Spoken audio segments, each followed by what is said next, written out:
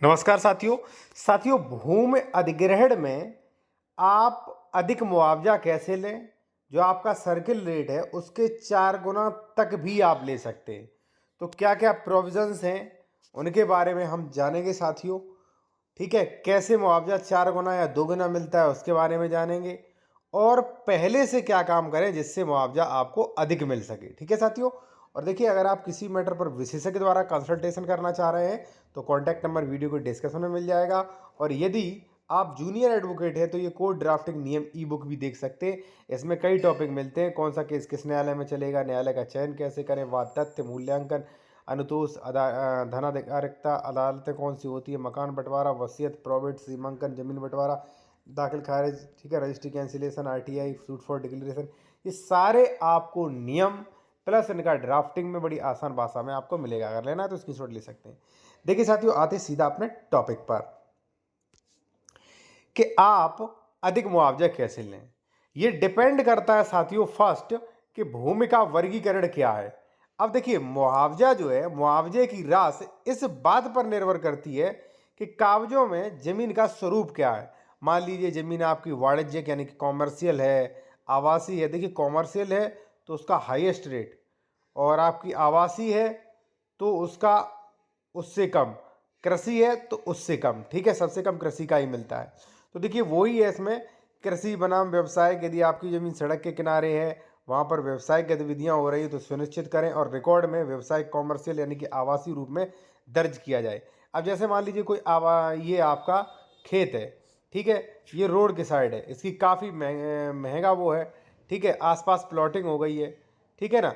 तो कायदा तो ये कहता है जो सर्किल रेट के अनुसार जो रेट तय किया जाता है वो भी यहाँ पे लगे। ठीक है, आप इसका 143 या 80 आवासी दर्ज आप करवा सकते हैं। ठीक है, तो आप ऐसा नहीं कि कृषि लिखा है, कन्वर्जन करा सकते हैं आप। कॉमर्शियल है तो कॉमर्शियल में करा सकते हैं।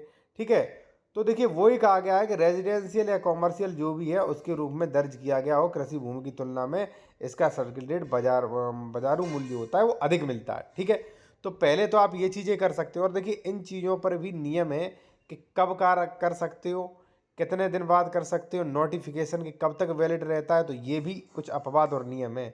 ठीक है, तो ये दस्तावेज जो भी मान लीजिए ये चीज़ें हैं कॉमर्शियल आवासीय वगैरह खतौनी पे आप अपडेट करवा सकते हैं। सबसे फर्स्ट जरूरी है साथियों ये। ठीक है, दूसरा देखिए जैसे मान लीजिए जो भी सर्किल रेट वगैरह लग रहा है उसका मालियत कम लग रहा है, कम वो मिल रहा है, तो आप पिछले बैनामा 3 वर्षों जो भी मान लीजिए आपके क्षेत्र में सबसे महंगी ज़मीनों की रजिस्ट्रियाँ जो हुई हैं, प्रमाणित प्रतियाँ निकल आएँ। यदि आपस में ज़मीनें उच्च दामों पर बिकी हैं तो उन्हें उदाहरण बनाकर अधिक मुआवजे का दावा कर सकते हो। और देखिए मैं कई बार कहता हूँ कि जब भी आप लोग रजिस्ट्री करवाते हैं तो उसमें प्रतिफल जो है, देखिए यहाँ पे आप देख सकते हैं, जो भी मान लीजिए प्रतिफल है वो अधिक से अधिक दिखाने की कोशिश करें वरना दिक्कत होगी। ठीक है, तो वही इसमें कहा गया है, वो रजिस्ट्रियाँ इकट्ठी करके जो हाईएस्ट रेट पे हुई है, ठीक है, उसकी मांग कर सकते हैं और आप जिला कलेक्टर के समक्ष आपत्ति दर्ज भी करा सकते हैं। और देखिए कई मामले तो आर्बिट्रेशन में चले जाते हैं। ठीक है, आर्बिट्रेशन में जिला के यहाँ से भी मध्यस्थता में चले जाते हैं। ठीक है, अब देखिए उसी के ऊपर जो है वो तोषण डिसाइड होता है कि कितना आपको तोषण मिलेगा वो इसमें दिया गया है।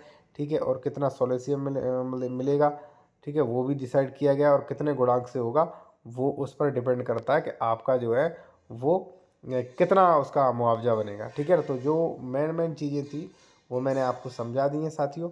और फिर भी आपका कोई कंसल्टेशन है तो कॉन्टैक्ट नंबर व्हाट्सएप नंबर जो है हमारा वीडियो डिस्क्रिप्शन में मिल जाएगा, अपॉइंटमेंट लेके बात कर सकते हैं।